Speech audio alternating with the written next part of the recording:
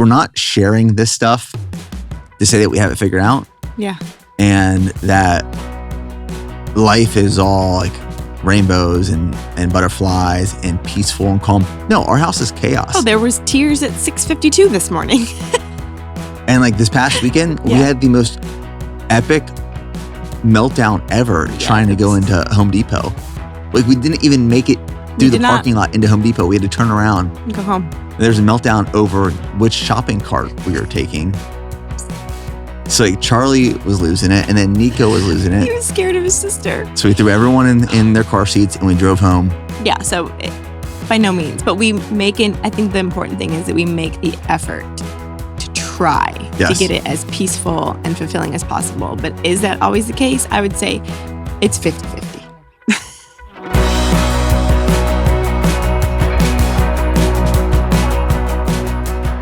Ladies and gentlemen, welcome back to another episode of the podcast. Today we have my wife, Stef Bear. I'm back. Welcome back. I checked the last one. It was November. So yeah, a while. It was probably during Ironman prep. It wasn't after Ironman prep. You are right. Yep. Yeah. Lots has happened. It's crazy. I mean, I was just thinking about this on my run this morning. The Ironman was 4 months ago. Feels like it's been longer, honestly. But when you're in it, like when I was in the prep, those 18 weeks felt like a long time. Yeah. And then it's over, and then life just happens so quickly. Yeah. I mean, I was thinking about it. The school year for Charlie's done in a month and a half. That's weird. This is year one of her going to school? Yeah. I almost would have said it was year two. Yeah. All right. So lots of things we want to discuss and cover today.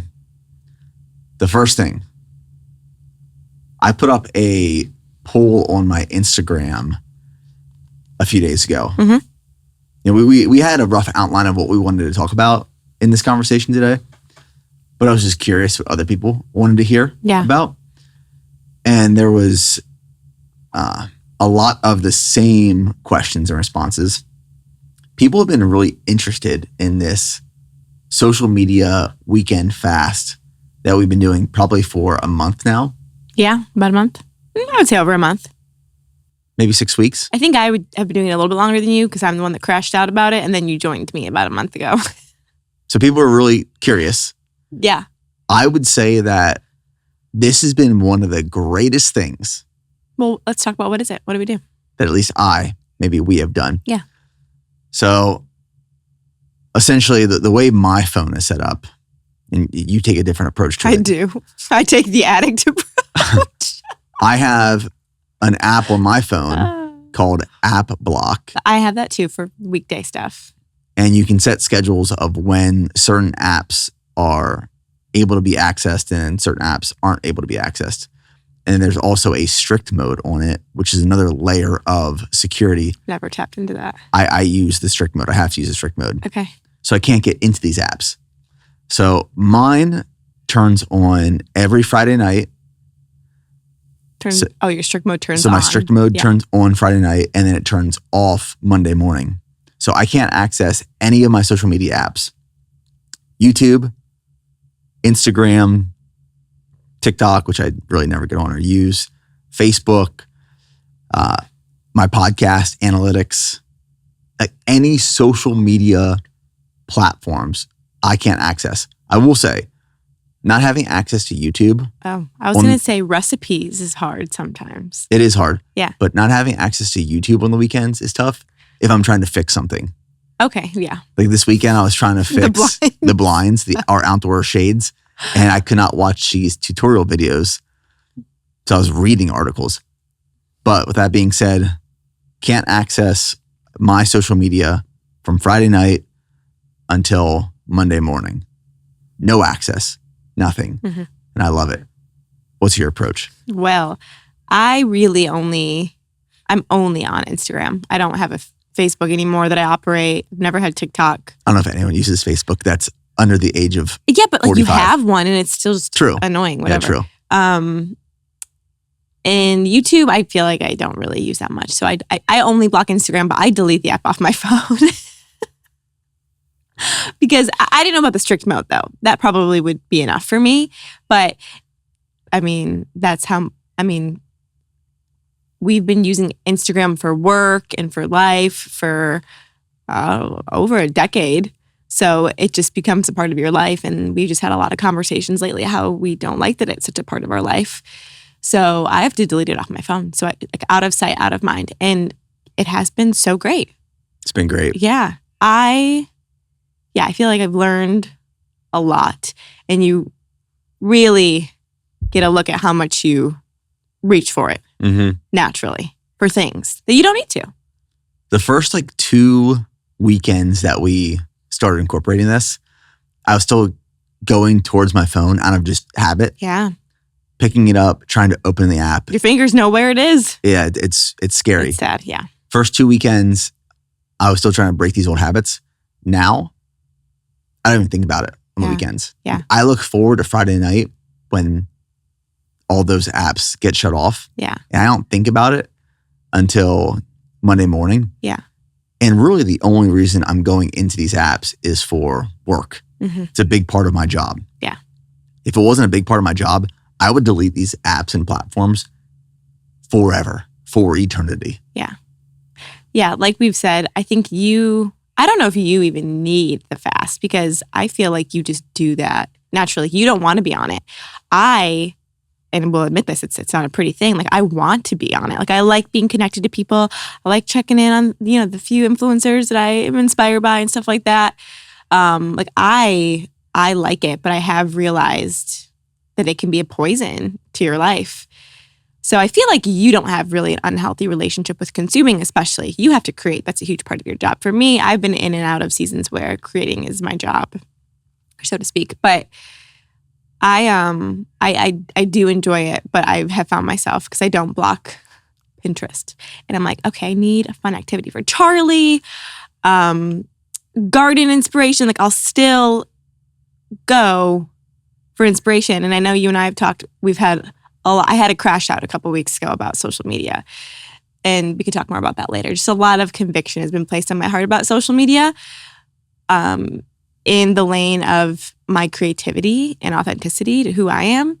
So the weekend break has been very refreshing. And yeah, by Sunday, you kind of forget about it.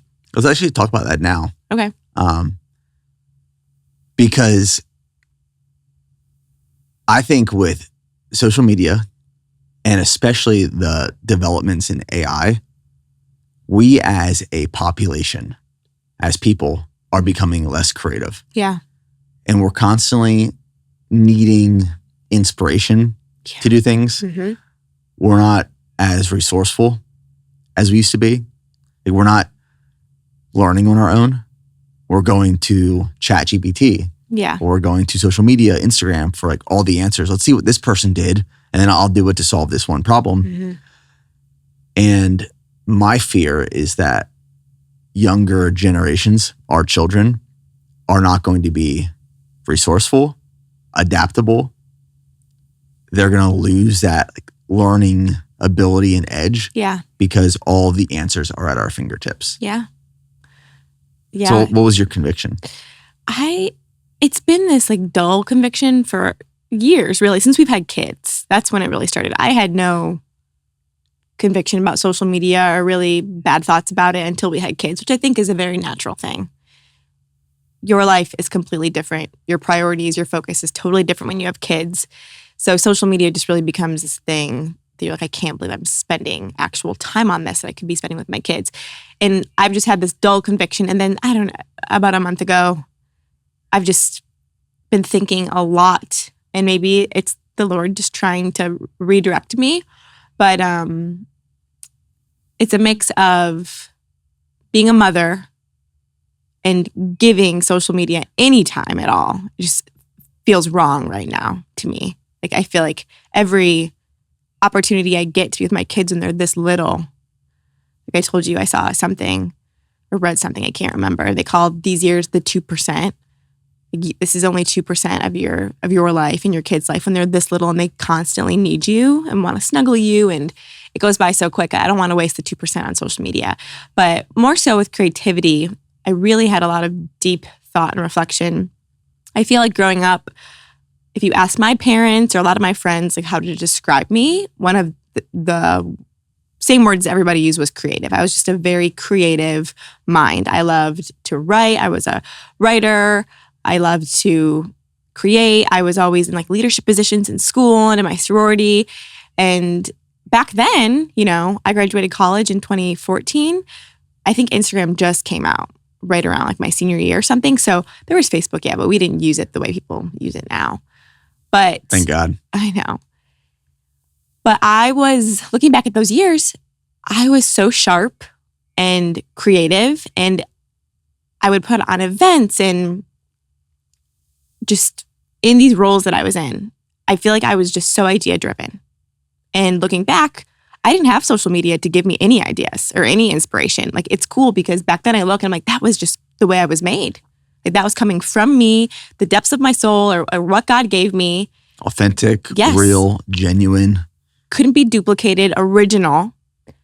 And I feel like as the years have gone by and I've been, filling my mind and my heart with podcasts and books and people's Instagram stories, I don't even really know who they are. I think I described it to you as I feel like my creativity muscles have been paralyzed, and what's been replaced by that muscle is social media. And I just had this moment a few weeks ago where I was like, I was very, very deep. I was like, when I talk, are these even my own thoughts? Or is this just a curation of everything I listen to and read? And that scared me a little bit because I'm like, well, who am I? Like, what do I think? What do I believe? What do I want to create? What ideas are mine? And that's when I was just like, okay, I have to change some things because I don't want to be like everybody else. And I've had my ups and downs with social in my career. I've been in so many lanes of influencer and social. And I sometimes just feel like I'm contributing to the noise. Like, am I just doing what everybody else is doing because I think it's working? And I don't know. I've just had some really deep thoughts about it.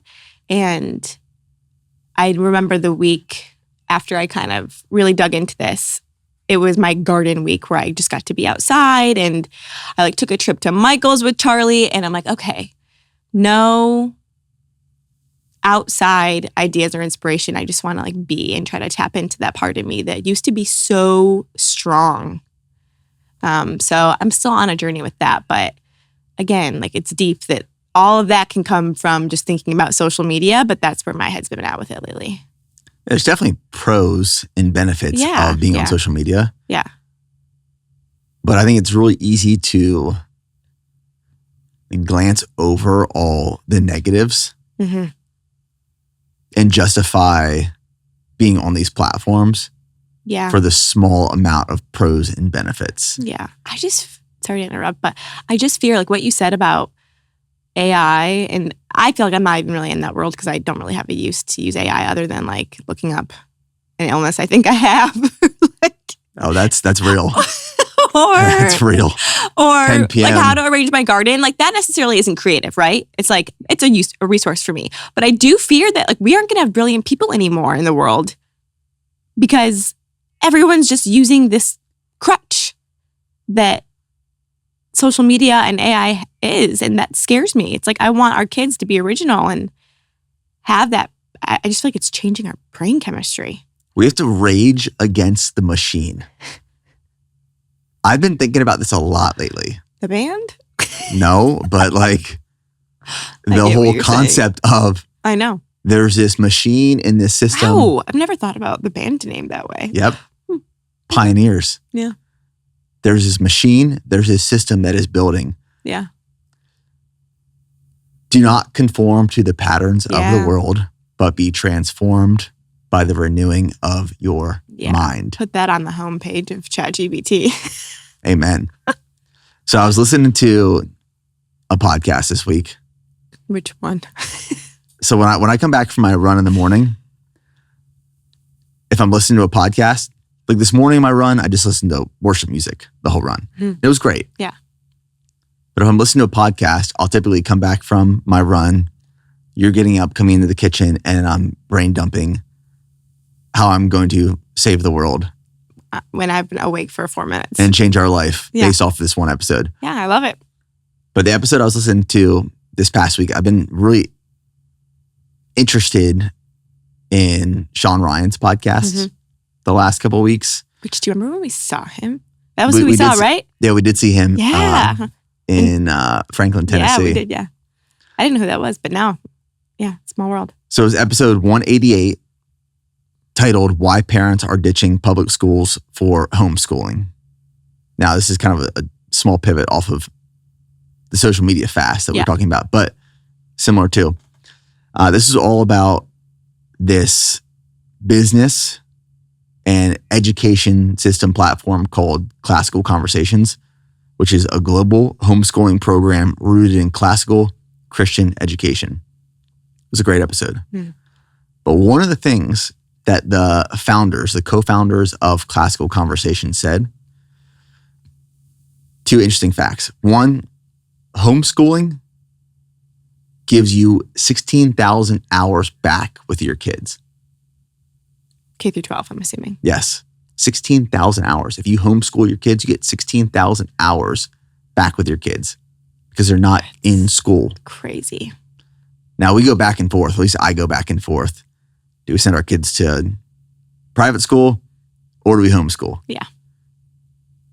I'm like still on the fence. I'm still trying to figure it out. Yeah, I don't want to homeschool. I know how you feel about it.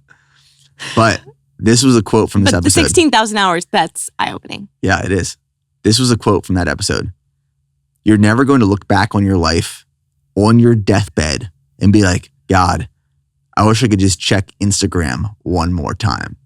But a lot of people are going to be on their deathbed looking back on their life saying, man, I wish that I would have spent a little bit more time with my kids and a little bit less time at the office, on social media, on distractions. That's what social media, if used incorrectly and unresponsibly, is a distraction.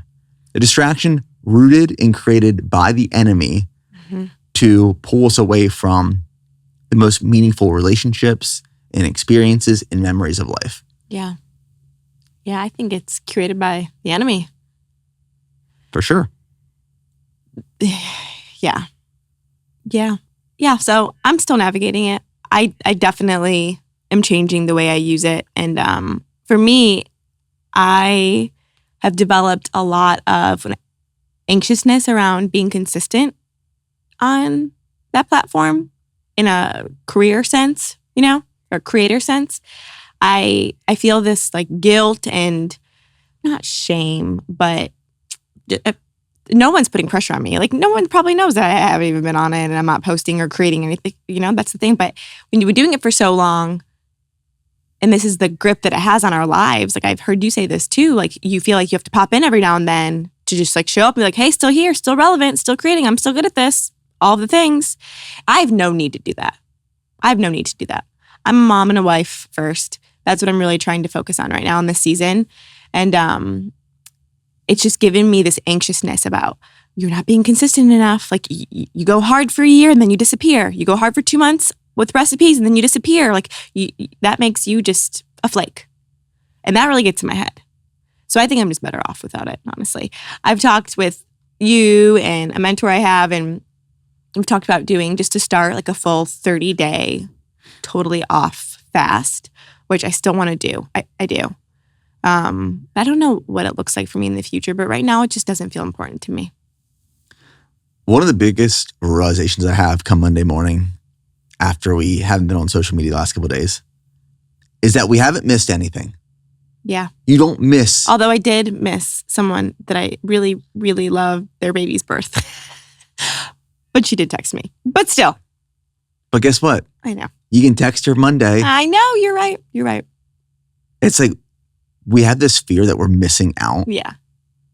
But the reality is like when we're spending all this time on social media, we're missing out on what actually matters. It's like living our life. When I'm on social media, it is because I'm creating and I have a responsibility and obligation to keep on a pulse on certain things. Yeah. in the industry, in my business, within the community. If I wasn't a creator, I would delete all my social media tomorrow. I believe you. Yeah. It would be so freeing. Yeah. And I would go back to a dumb phone and I'd move us somewhere where we could buy a farm and live on the land. And I would teach our kids how to milk a cow. How to be like all these life skills. Yeah.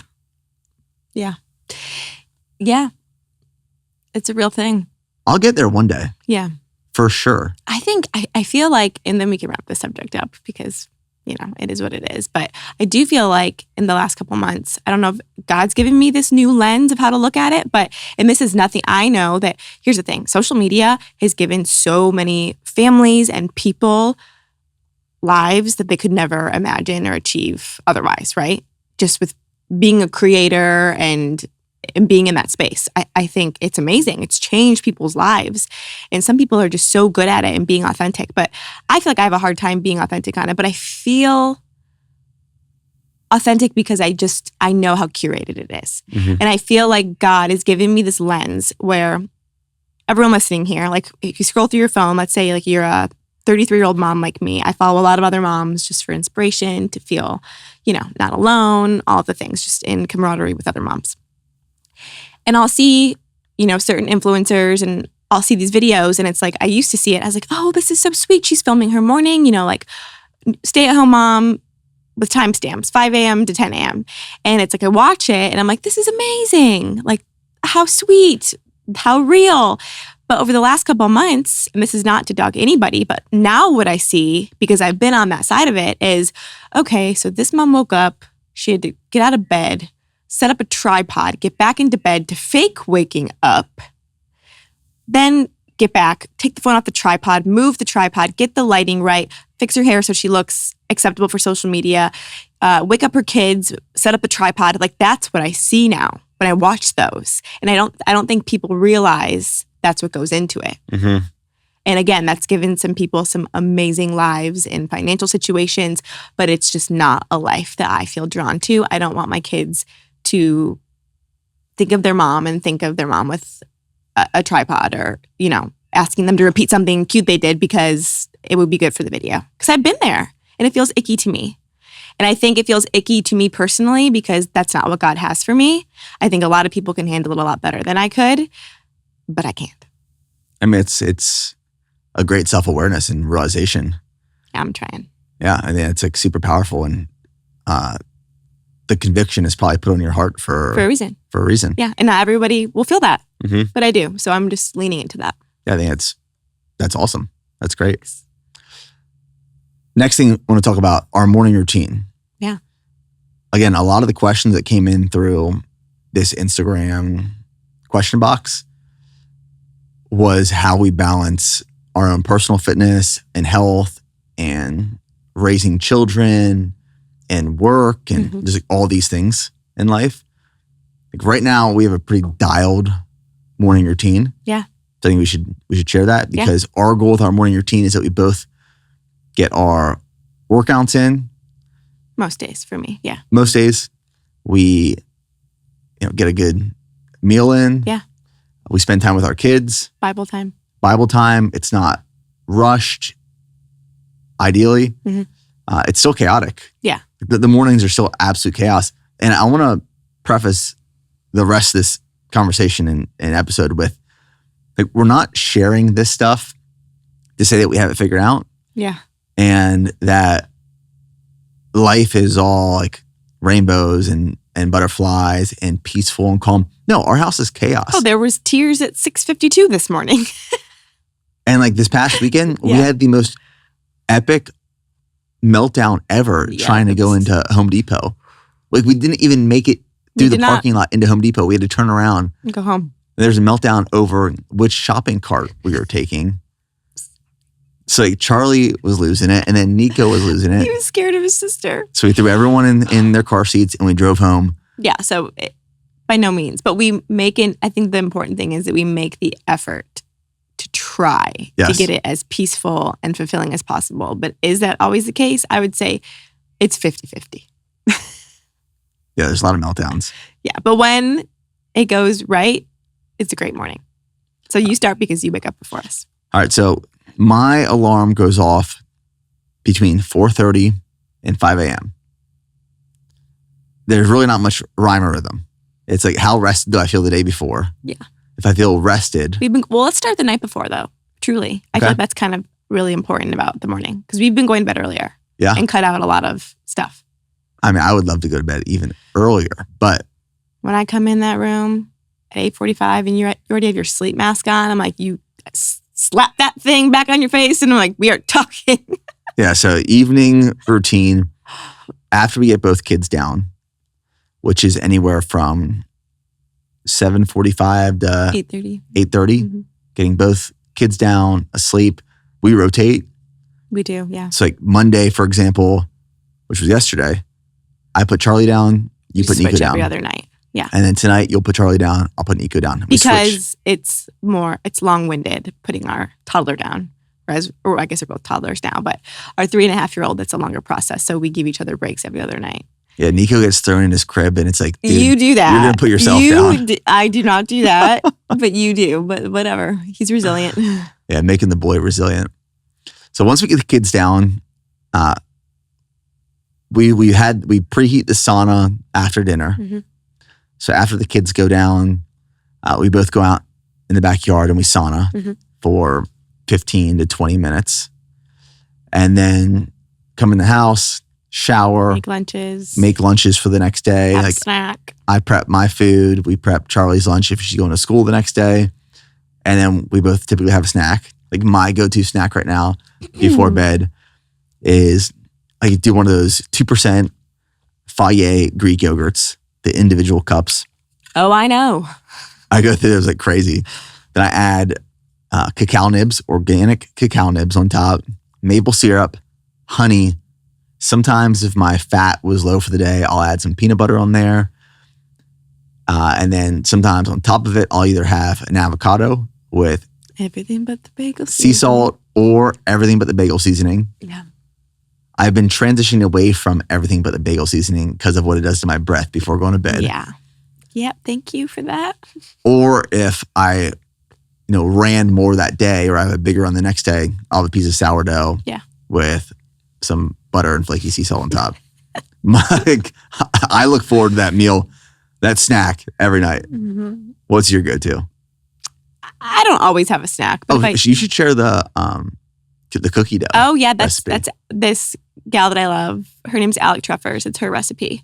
Protein cookie dough. It's just oat flour. It's equal ratios. It's very easy to remember. 2 tablespoons oat flour, 2 tablespoons PB2, 2 tablespoons monk fruit sweetener, which is like a powdery, like stevia type thing. Scoop of protein powder, sea salt, and then you just add water until it gets to like a thick cookie dough, consistency. And then you add some chocolate chips, put it in the fridge or freezer for like 30 minutes. And that is you've tried it. It's good. It is so good. And it's got like 30 grams of protein. So if I am having a snack, it's like a high protein sweet treat. I don't crave, the savory stuff you do at night. But avocado and Greek yogurt. That's my go-to. Anyway. So then after that snack, I make my way into bed, which is I'm typically in bed before you. And we have an 8 sleep on our bed, which cools our mattress down to a certain temperature. And then I'll read until I get tired, typically read my Bible. Mm-hmm. And then I'll throw my eye mask on. Yeah. And I rack out. Yep. What about you? Oh, I sauna. I shower. Sometimes I don't shower after the sauna. I'll jump in the pool, I'll rinse off, and then get into bed. I did not know that. So now I will be a stickler on that with you. It's disgusting. I just shower and then I do my skincare routine and then I come in and you have your sleep mask on. And that's when I'll still try to talk to you through the sleep mask. That's my biggest pet peeve. And then, so I'm trying to sleep and I don't even take my sleep mask off. I know, it's quite annoying. There's been a couple times where I'm like, give me your eyes. And then what do? I keep my phone in the bathroom overnight, which is great. I love that. So I don't scroll at night in bed. I've been doing that for a while. And then what else do? I I've been doing this since Charlie's been born. It was a gift that was given to me, and I got it for myself again with Nico. I have these 2 little books. They're called one line a day books. We're really getting into the details here. It's okay. So whatever. I have these 2 little books for each kid, one for each kid, that I write just 1 line a day about that kid. Just like a funny thing they did. And it's really fun too, because like I'll read to you like, oh, 3 years ago, Charlie did this, and like brings you right back to that moment. And I've done it every single day for each kid, which is really cool. So I do that. And then I sometimes put on my red light mask, and then I go to bed. All right. So we set the conditions. We try to be asleep. Ideally, I like 9:30. By 9:30. Yeah. The other night, I was absolutely tanked. I was in bed by like 8:45. Well, we've had some rough sleep nights with the kids, but yeah. Yeah, past weekend, we didn't sleep much with the kids. So like, ideally, in bed by 9:30. Next morning, my alarm goes off between 4:30, 5 a.m. I go out in the kitchen. I slug a scoop of G1M Sport, a scoop of G1M Sport Plus, and then I go and sit in front of the red light in our closet for 15 minutes, butt naked.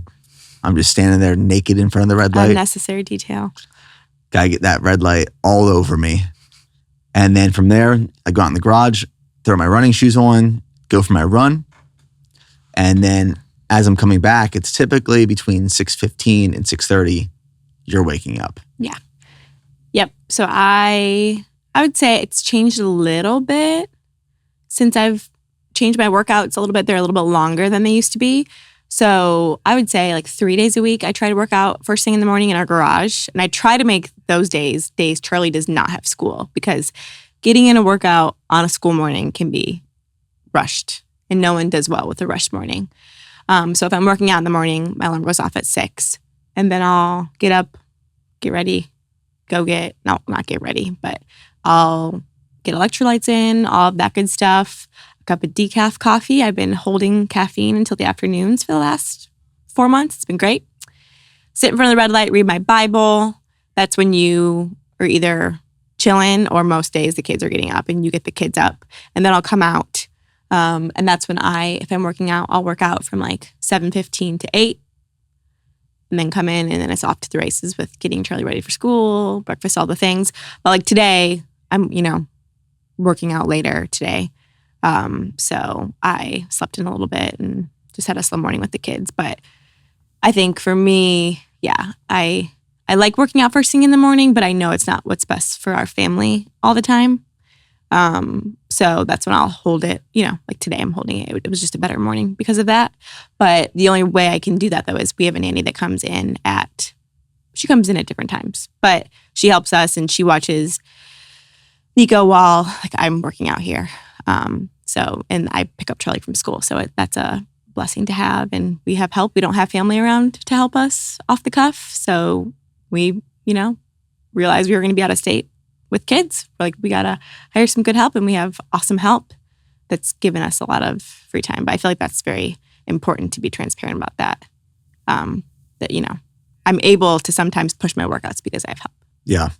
So when I come back from my run and you are, you've made your coffee, you're going back in the closet, the bedroom to red light, read your Bible.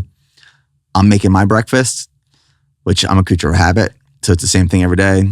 Right now it's 4 dried figs, 150 grams of blueberries, 2 duck eggs, 3 chicken eggs.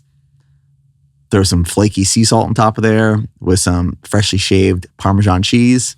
Take my supplements, which is creatine, strong multi, strong omega, strong joints, endurance essentials, a probiotic. And then typically, this is like 90% of the time, the kids are then waking up at that point. Mm-hmm. So I get Charlie up, get Nico up. As they're getting up and kind of just like running all over the house, you go out and hit your workout. Yep. Come back, and then we're all together. It's like a high five switch. Yep, for like the next part of the morning. I'm getting ready to go to work, and then you take over with the kids. Yeah. So like, our morning routine right now is pretty dialed. Mm-hmm. There's definitely like the rare occasion, like this past weekend, when Charlie woke up at like midnight. Yeah. That's when you know it's bad. I woke up at midnight. I ended up going into her room, sleeping in her bed the whole night. I tried sneaking out. Because you were out of town and I had a rough night the night before. Yep. Yeah. So I tried sneaking out of the room in the room earlier on. Yeah. And like she is such a light sleeper that I just could not get out of the room. So that morning, like, what are you doing? Went to crap. So it happens, but like pretty consistently, that is our morning routine. Yeah. Monday through almost like Saturday or Sunday. Yeah. And I think it's really important to note too, because I'll get DMs or I don't know if people ask you, how do you guys both work out? Like we can't fit it both in. Like a lot of new moms been like, how am I ever going to work out? And a huge part of what works for us, and I'm super grateful for you in this sense, is you sacrifice sleep. And it's like, we had to kind of like take a look at who you and I are, and you operate a lot better, or at least you just, put on that way with littler sleep than I do. I'm willing to consume more caffeine. Yeah, exactly. So you wake up at 4:30, which sucks. Like I wouldn't want to do that. And that is a huge sacrifice that you make to make our mornings peaceful. And I'm really grateful for that. So that's like my biggest piece is like of advice is someone has to sacrifice something, or you can switch, but that's why our mornings we're able to do those things because you wake up so early. If we were both waking up at 6, we couldn't get our workouts in. No. You're waking up an hour and a half before me. I mean, I see that as a responsibility of the man of a household, though. I was thinking about this on my run this past week, like what it means to be a man and certain characteristics and traits. Leader, warrior, and servant. Mm-hmm. And it is my job as the man of the house to serve our family. Yeah. And to sacrifice. And like, I don't say that to get like a pat on the back, but that's a man's job. Yeah. It's to be a servant to his wife and family and children. So it's part of the responsibility. Yeah. Yeah. You waking up at 4:30 is absolutely serving me. Thanks, honey. You're welcome. I look forward to the day though and that's the thing too. Get some sleep. It's a season, It's a season. Yeah, it's a season. Yeah, but like that routine sets us up for success. Yeah. And I think it's great that you did mention like we do have help. Yeah. We have a nanny who is extremely helpful. The dream is that one day your mom and dad are living close to us. That'd be the dream. Yeah. And we have more support from family. Yeah. We both grew up really close to grandparents and aunts and uncles and cousins. And like, we just don't have that. Yeah. Yeah. And we have so many friends here locally that have that. And I forget sometimes how big of a blessing and convenience that can be. You can go on a last minute date night. You can say yes to the last minute concert tickets because you have somebody that you can just be like, hey, grandma. And while we have a, awesome relationship with our nanny and we could do that, I don't like to do that to her because it's her job and there's boundaries and, all that. So we knew that we needed somebody to help us out with no hands here at all. Because besides her, there's no hands other than us. Truly. No one's ever watched our kids besides my mom or her. So I think that's really important to not hide that or give anybody false expectations. Like we have help and it is used and appreciated. Yeah, we're very fortunate and grateful. Yeah. To be able to hire help. Mm-hmm. Because I know that a lot of people don't have that ability. Yeah. Yeah. And it's great too. Like it's flexible help too. Like all of weeks where I'm like, I just want to spend every morning with the kids. Like, and sometimes weeks are busier. Sometimes there's more projects or stuff going on. So we needed that trustworthy person. So. All right. So I want to get into your new current fitness routine. Yeah. But before we do, I think this will tee up that approach. Mm-hmm. Baby number 3. What's the plan for baby number 3? We got 2 right now. We do, yeah. A 3.5-year-old daughter, 1.5-year-old son. Yeah. Which the dynamic between, or the contrasting difference between a boy and a girl, it's wild. I know. Our son is crazy. I was thinking about this last night as I was changing him after the bath. When you were looking at his chipped tooth? Boys, little boys. That tells you anything? It's raising an animal. It is a feral animal. But here's the thing. I think we have it like double. We feel it double because I talk to people with firstborn sons and some are wild, but they're not that wild. We have a secondborn, which tends to be more wild, son, which tends to be more wild. So we're just double dipping in the chaos of a little boy. Like Nico is currently trying to burn our house down. He's playing with the stove gas burners constantly. The other day, we found him in the back of a cabinet in the laundry room. Yep. He's sprinting everywhere. Yep. He wants to go everywhere he can't go. He's pure boy. Yeah. He gets jacked up over lawnmowers, trucks, tractors. Yeah. It's so cute. It's dogs. So sweet. I was putting him down or getting him like dressed last night as you were getting Charlie dressed post bath. Mm-hmm. And after the bath, he gets all jacked up with energy. So I'm like putting his diaper on, putting his jammies on, and then I lift him up and he's all jacked up with energy. And he just takes a bite out of my neck, like ripping my neck. Like Mike Tyson do. He is so strong I know. And aggressive at times. Yeah. Yeah, he's wild. He's just like constantly like, bah! So with that being said, baby number 3, I'm indifferent if we have a boy or girl. I've been like that with every kid so far. I'd be fine with all girls. I'd be fine with all boys. Yeah. I really don't care what gender we have. Yeah. But the plan is that we're going to start trying for baby number 3 this spring.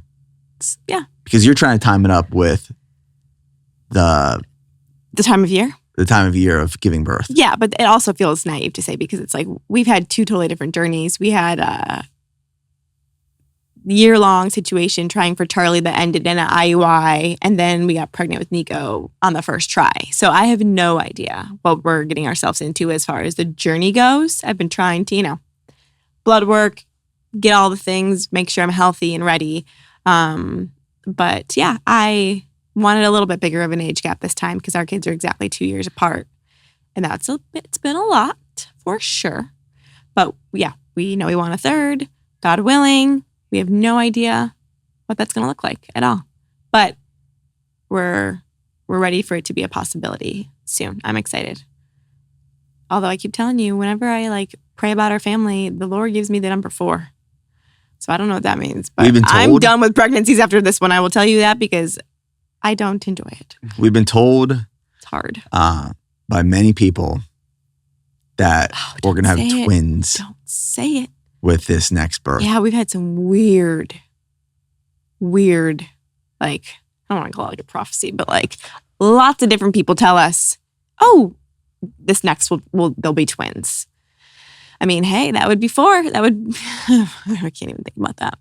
I was initially not necessarily against having a 3rd, but I wasn't super excited about having a 3rd. I don't think anybody is when you're in the trenches of a newborn. It's hard. Even I, right? Remember, I think in the delivery room, I was like, we're done. Family of 4. Bear party 4. Yeah. And then it just shifts. But then I got home and I immediately looking at Nico was like, we're not complete. But I needed you to come to that term on your own. I didn't want to push it on you or force it on you. Yeah, I now want a huge family. I just want a chaotic, busy, messy, loud home. Yeah. And I think initially what held me back from that was that I thought, because everyone described to me, when you have 2, it's man on man. When you go beyond 2, now you're playing zone, trying to manage all these kids running around the house. But in reflection, I think what was holding me back from wanting a 3rd, selfishly, is that I thought it would take away from my own personal and professional wants, desires, ambitions. Yeah. And that was such a selfish way to think about it. Yeah. I just want an abundance of blessings of children. Too many. I think I'm done with pregnancies after this one. I'm getting old. We'll see. But yeah, we're on the same page. I'm excited. Charlie's been very vocal about it having to be a girl. And I think we will have one of those like viral video situations at a gender reveal. If it is a boy, she will melt down. Yeah, you're probably right. She's telling it. Like, I mean, yesterday at dance, your dance teacher's like, she's talking about her baby sister. I'm like, I'm not pregnant. I'm like, but she's just out there telling everybody. Charlie lives the most imaginary life, which I love. Yeah, she doesn't exist in reality much, but it's really sweet and cute to watch. So baby number 3, potentially coming. Okay, this is like so weird. Like you're like announcing it and it hasn't happened. We're going to start trying. Just so everybody knows. In the spring of 2026. Oh my gosh. Which leads into your current fitness routine. Yeah. You've made some big changes to this year. Your training, your diet, you're tracking macros for the first time in forever. Yeah. So what sparked this change? What have you been seeing? What are you hoping to achieve through all of this? Yeah. Before you get pregnant again? Yep. Before you impregnate me again and make me large. I don't know. I spent the last year, was it after Nico? Yeah, after Nico, I kind of just, once I, was feeling stronger and ready to jump back into workouts, I just fell back into all my old type of workouts, a mix of strength, HIIT, some like Metcon-y, high Roxy stuff, and it just did not feel good on my body. This was like a year and a half ago. So I spent all last year, like all of 2025, I totally shifted how I worked out, and I incorporated a lot more Pilates, lower weights, higher reps, kind of like a 3-2-1 method, 3 strength days, 2 Pilates, 1 cardio. And I really liked it. It was quicker workouts. It was very mom doable. But then, so I did that for about a year. And then, so that year was up pretty much at the beginning of this year, a few months ago. And it kind of was like, I just feel like I don't feel as strong as I used to. And I don't know, I felt like I lost some muscle. And but I got a DEXA scan. It turns out I really didn't. But I don't know. I was ready for something new. And I really hadn't taken fitness and nutrition. I always take it seriously because it's just part of who we are. But I never really... It's the foundation of our life. Yeah. But I don't think I would say I was like one of the dialed and goal chasing in such a long time. Like really, I've never really been like a goal chaser with fitness and health. I've just always wanted to feel good, look good, be healthy.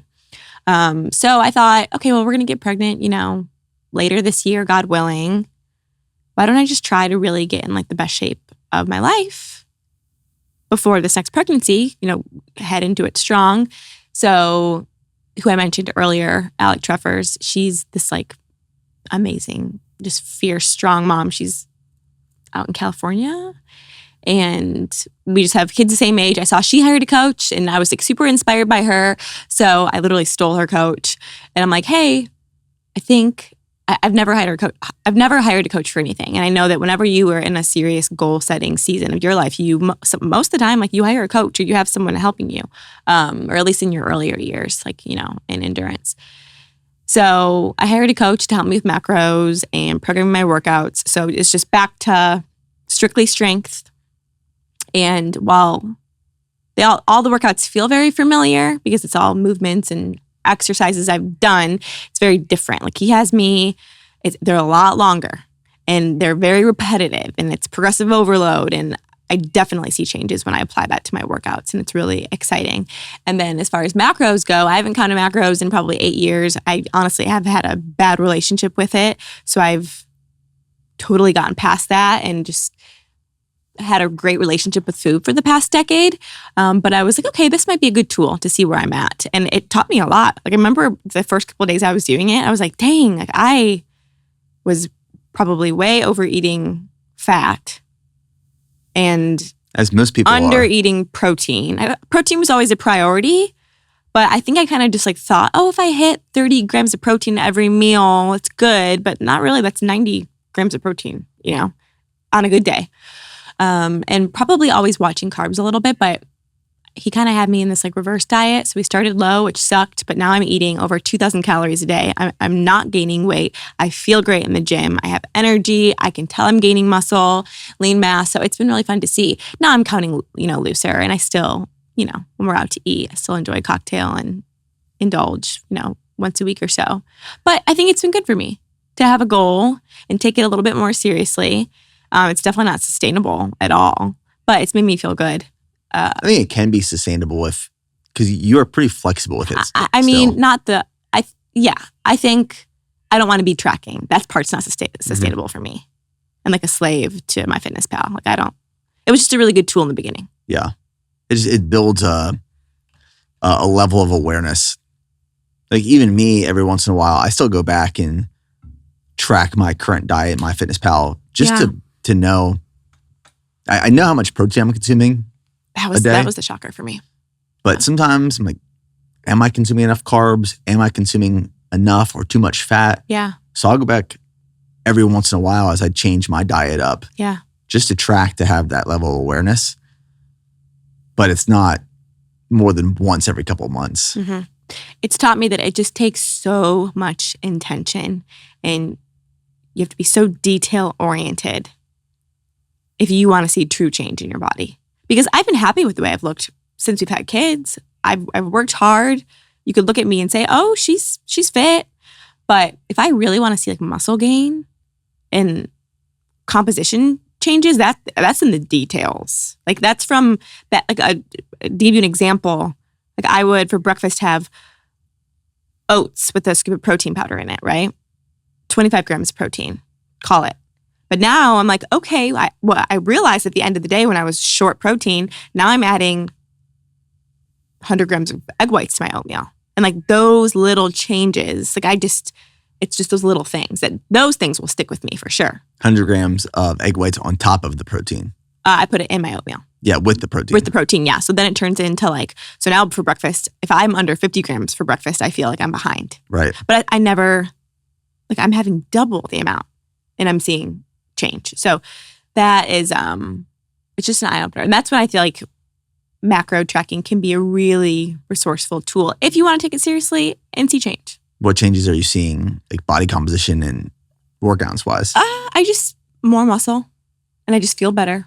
Honestly, I feel a lot better. My muscles feel better. My joints feel better. We talk about it all the time. Like muscle gain and protein intake is the key to longevity and health. Absolutely. I think especially if you are a female over the age of 30, Dr. Gabrielle Lyon, right? She's like the protein gal that she's great, a great resource. I love listening to her, but she's really stressed the importance to me of like how important it is to strength train and be mindful with your protein as you get older.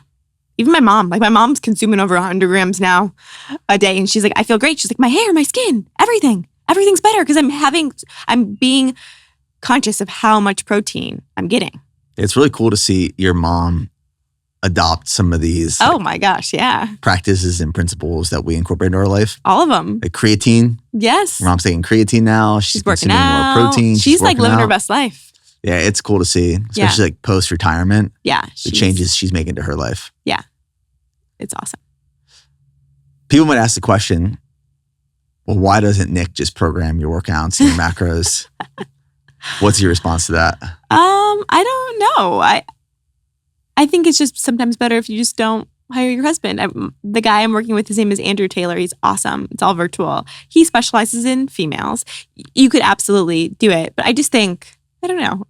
I think that separation is like based off our relationship. Yeah. It's healthier that I don't program your nutrition and your training. Yeah. And like that is your thing on your own. I just think like for us, knowing each other in our relationship, it's a healthy boundary. It is. That we in place. Yeah. That's exactly it. All right. So moving on to some different things. We've kind of touched on this a little bit, but how is God leading us individually and collectively in this current season of life? Where do you want to start?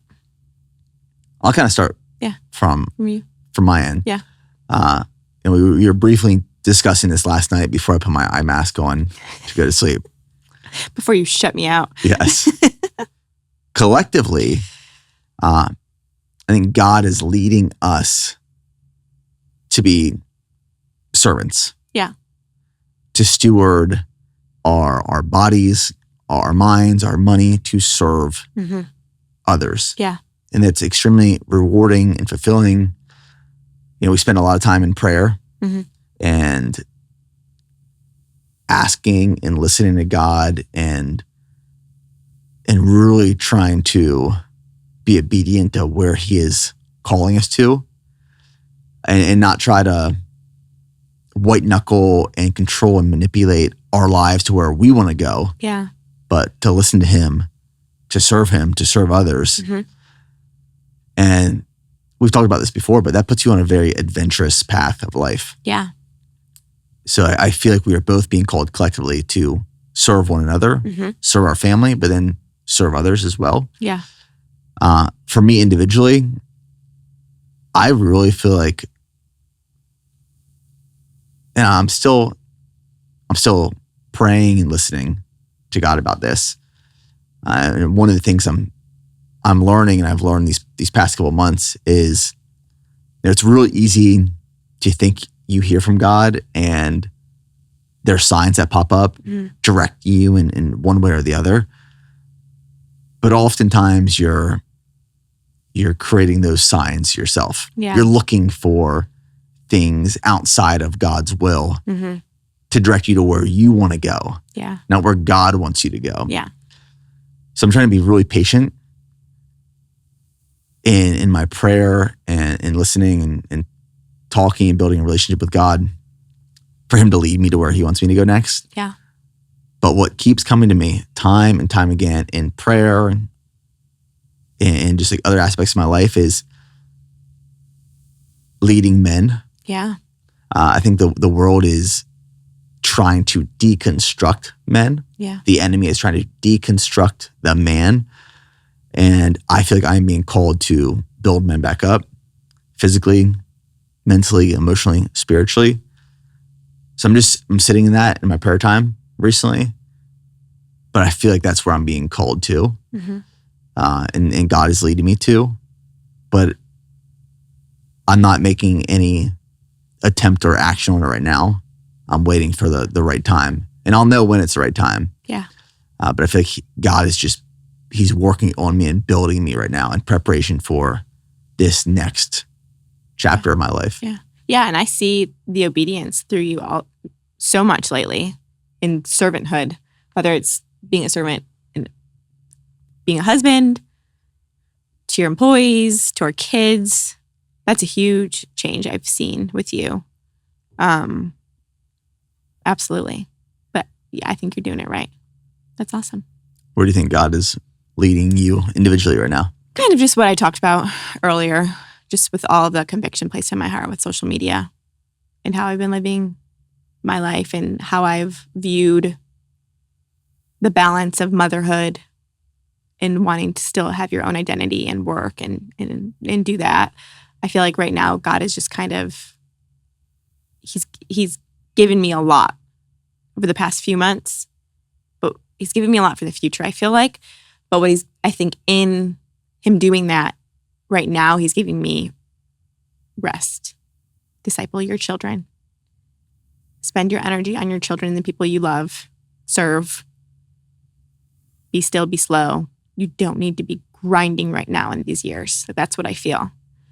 And while that sounds like a piece of cake, it sounds great, it's difficult when you have a personality type like mine, because I tend to like to achieve and strive and perform.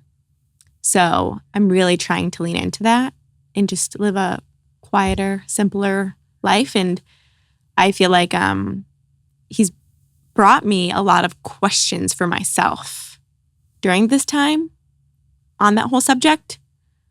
Like when I really had like some deep dive in prayer with social media and creating and working and all the things, I heard Him, kind of one question that came to me was, what if you poured everything that you've poured into social media into your kids? And that was like, oh. And not even just like the time I spend curating recipes and filming. It's like consuming and watching other people live their lives. Like, what if all that time I spent, kind of like the homeschool thing, like what hours would you get back? Mm-hmm. That question was laid on my heart. And then another one was, what if every time, because one thing that I find over the weekends when we fast is I actually, since we've been fasting, I take less photos, which I don't like because I do like taking photos because I love to have them for our family out of town. For us, like photos are beautiful. But I've been taking less photos because we've been so much more present, which is a beautiful thing.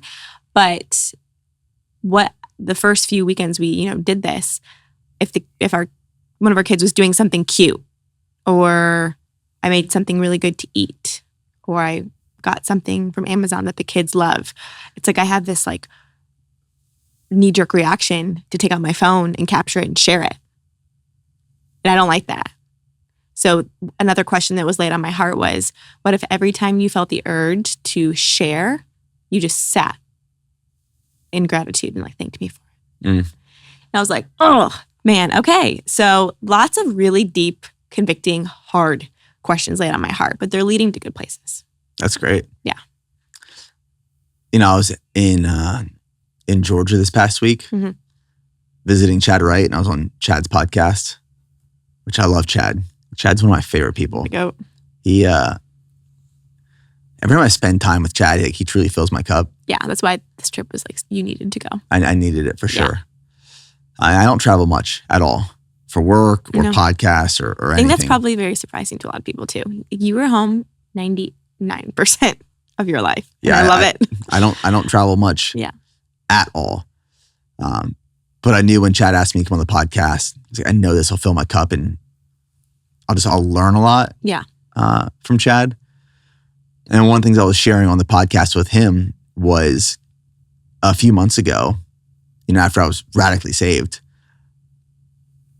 being a follower of Christ took over every part of me, physically, mentally, emotionally, spiritually. And I couldn't talk about anything without sharing the gospel. And how the Lord transformed me. But in my prayer over these last couple of months, I heard God tell me, for your entire life, or at least the last decade plus of your life, you've shared every part of your life with the world. Building a business, these fitness preps, getting married, being a dad, children, being a leader, all of these things, you shared everything with everyone. I want you to focus on our relationship right now, me and God's. And that's why, like, I haven't been sharing as much of anything on social recently. I would say nothing. But even, my relationship with Christ, I'm focused now on building that intimate personal relationship with him, as opposed to feeling like I have to share what I'm experiencing online on these platforms that I've built. That was like a really powerful realization these last couple of months. It was very clear in my prayer time. Similar. It seems like he's kind of working on us both in similar ways, but definitely catered to each person because we have different challenges and obligations and all that. Share less, just be present, be grateful. Be as present as possible. All right, let's talk about, this is, coming off of what God has put on your heart. But your spin studio. Now, don't say the name of it. I won't. Because we haven't I won't. filed the appropriate paperwork and trademarked this. I won't. So don't say the name of it. But what's going on with this spin studio? Crazy. How crazy has this all been? It's been wild. I think the craziest part for me has been the fact that you have these notes in your phone and you had a name of an instructor, and you can get to that eventually. But that's been, for me, it was like, oh, wow. This is real.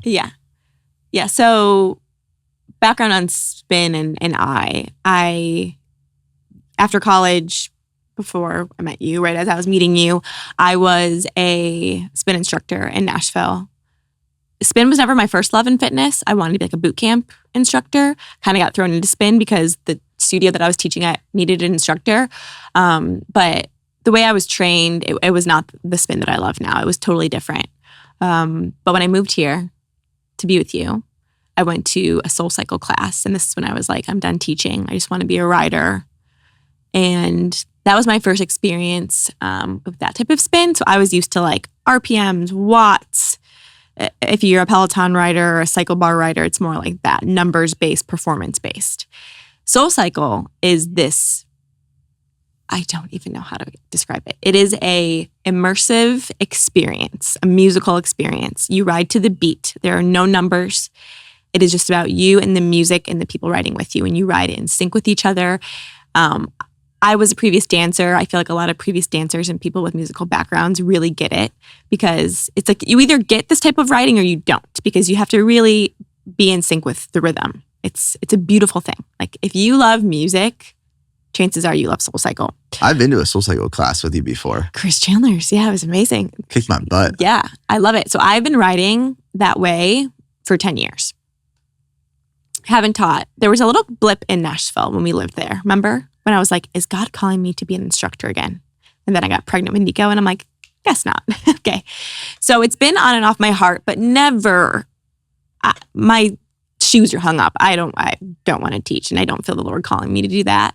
But I've just like spin has always done something to me. And that musical experience has just given me a feeling. I feel close to God. I feel the most like myself. It is just like probably how you feel when you're running. Yeah. That's how I would probably try to describe it. But no plans of studio. Like we haven't talked about spin at all. It's just like a part I ride on Saturdays in our garage. That's it. But if I'm in New York, we'll take a class. So this was in October, and it was, I don't know, almost a little over a year postpartum. I was just in one of those motherhood ruts where I was like, what am I doing? I don't feel like myself. Should I be working? What should I be doing? And that morning in prayer, I've never prayed this prayer before. I don't know why I did. I prayed that morning on this random day in October, Lord, can you just give me something creative? I don't even know what I'm asking for, but I want to feel creative. I want to work towards something. I want you to use me. And that was my specific prayer. A few hours later, I was on a walk with both kids. And walks are usually and ironically very peaceful. Like they both like walks. If they have snacks. If they have snacks. And I'm walking both of them. I remember the street that I was on. And this has never happened to me before. I've heard from God. I feel like I can be in tune with his voice, but I've never gotten a vision before. And I was not in prayer. I was not asking for this. I was just walking the kids. And it was like a 8-minute movie that played in my head. And I literally feel like I was walking. I'm like, well, I don't even know what I was, if the kids were asking me something, like, I don't even know where I was. It was just this vision in my head. There was a spin studio. He told me where it was. He told me the name of it. He gave me the logo. He gave me what it looked like. He told me that this is a worship-based spin studio. And there was this vision of it's just like this beautiful studio. And I had this vision of these two girls sitting on a bench outside of the studio, and this girl was getting saved on the bench. Like it was just it was beautiful, so detailed. Like that's how cool God is. It was so detailed. It was so detailed. And what I struggle with, and you know this, when I have an idea, I can never name anything. It takes me 8 years to come up with a children's book name. I can't name anything for the life of me. And the fact that the first thing he did was give me the name. So I got home, and I remember I pulled into our driveway and I called you and I told you about it. And you're like, wow, cool, okay. And I came in and I just put everything down in the notes app in my phone because I didn't want to forget anything. And yeah, he gave me the name, a female name. I don't know what that meant. And long story short, whatever. That name did tap into this whole process, which is through a person, which is crazy. As a potential instructor. Yeah. So, but that was it though. I'm like, okay, cool. And I'm like, what do I do with this? I am not in a season right now. And I don't know how to start a business. This is hard. I don't know anything about this. So we talked and I'm like, okay, this is when our kids are in school and I'm in my 40s and whatever. this doesn't seem like the right time. So we kind of just tabled it. And then it's just been on my heart so much. And as I've had this conviction with this like virtual life that we've, lived on social media, I've just felt God being like, giving me like a local, like in-person ministry. Mm-hmm. And that to me sounds like heaven. Like that's all I want.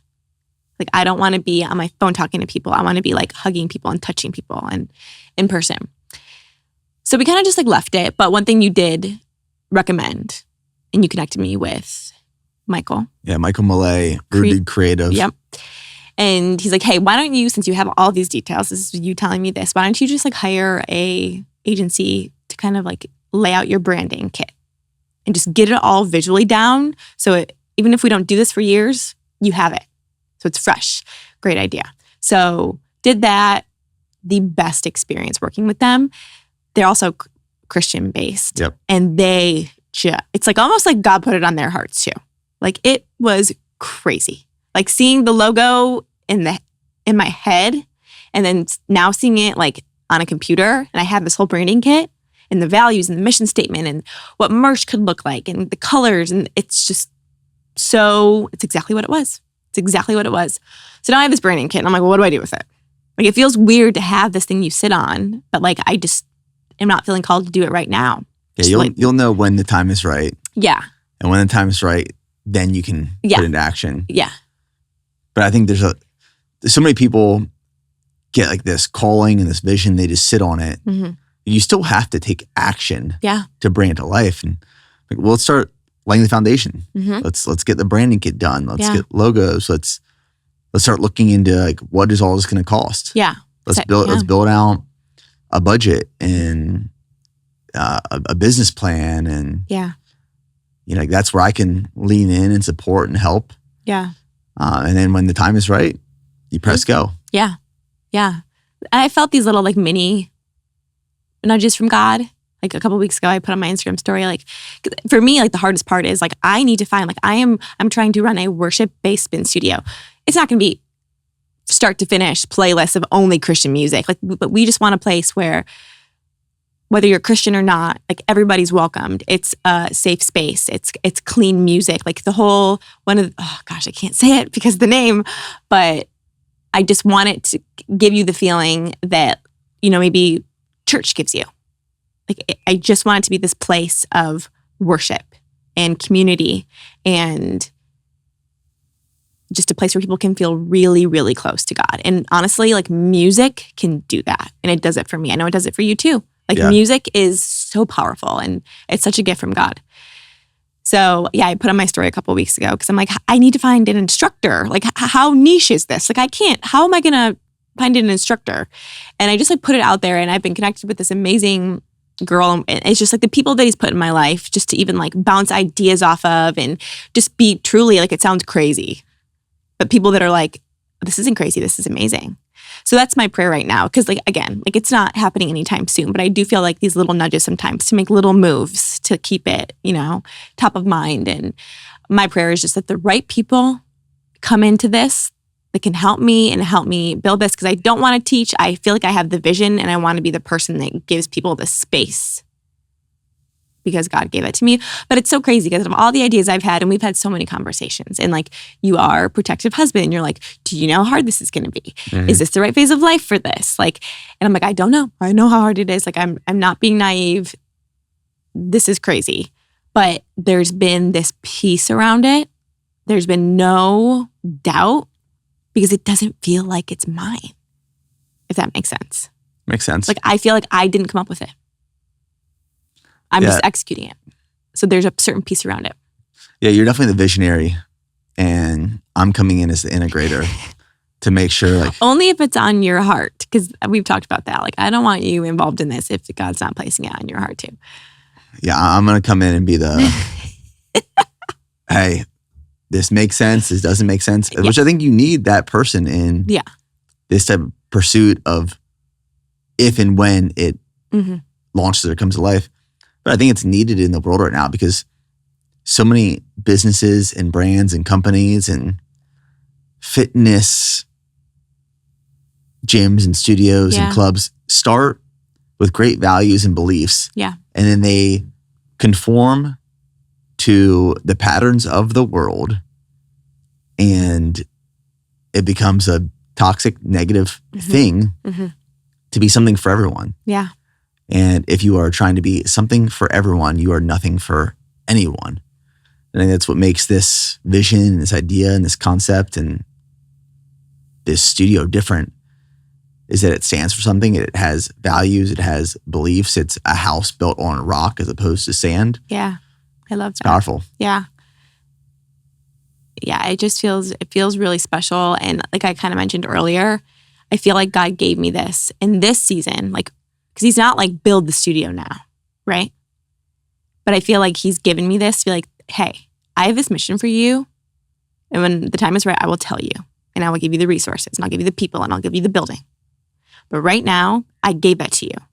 So take that as a gift and enjoy the season you're in right now. Yeah. And it's probably also testing your patience. Yeah. Because historically, you've had these ideas and you jump on it right away. I do. Yeah, I do. We're both very impulsive people. Yeah. Yeah. Naturally, I'm very impulsive. And that's something I'm learning in the season too, is to be patient. Yeah. Where I used to have ideas and then tomorrow it was started. Yeah. And we're learning now, like, you can have these visions and you can be guided in ways, but it's not necessarily meaning that you have to start right now. Yeah. Like, sit in it, sit with it, and be patient. Yeah. Feels like a gift that was given to me for sure. So thank you for giving me the space to talk about it. Hey, you never know who's listening. You want to be a part of this? Hit me up. It's going to be awesome. Send Stef a DM and say, you want to spin for God. All right. Well, we shared some really good stuff today. Yeah. There's a lot of amazing things happening in our life right now. We're learning a lot in this season. Yeah. We're growing. We're being challenged. But like, of all the seasons of life that we've experienced so far, I'd say this is probably the most challenging, but the most fulfilling and rewarding. And it probably sounds cliche because most parents probably say that. Yeah. But it's so true. Yeah. Because every day is really, really hard and exhausting. Yeah. When our heads hit the pillow at night, we are done. Done.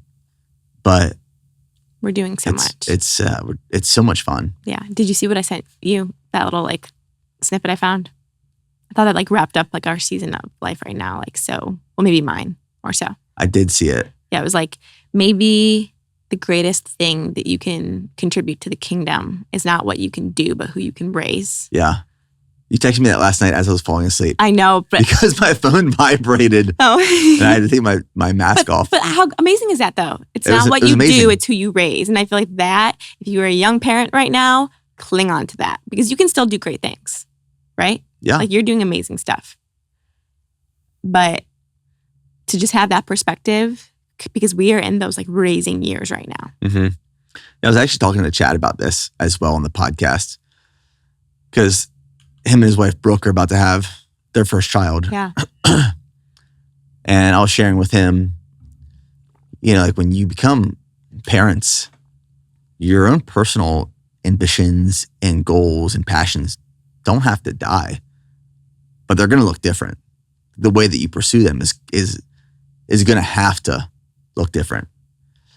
And you can't be selfish with your time and your energy. Like, that's something I'm learning in the season right now is there's a difference between time and energy. Like, I can make the time to do all these things that I want to do and still show up for the family. But am I showing up with the energy that I want? Or am I a zombie? Yeah. Like, that's why I'm not committed to any fitness preps or races in 2026. Is because even when I was in Ironman prep last year, I got my runs done before the family woke up. I did all my other workouts throughout the day. And I was home by 4:30 p.m. every day for the family. But I was a zombie. But I was still there. Yeah, there's a big difference. There's a big difference between time and energy. And I want to show up for our family with as much energy as possible. Yeah, that's part of my prayer every morning. Lord, give me abundant energy. Because we have a shortage of it. Then why are you drinking decaf? Because my nervous system can't take it. Man, I'm like, I'm throwing back 150 milligrams of caffeine at 4:30 a.m. I'm about to have a cup of coffee. All right. Well, thank you for coming back on the podcast. Thanks for having me. Thank you. Fun.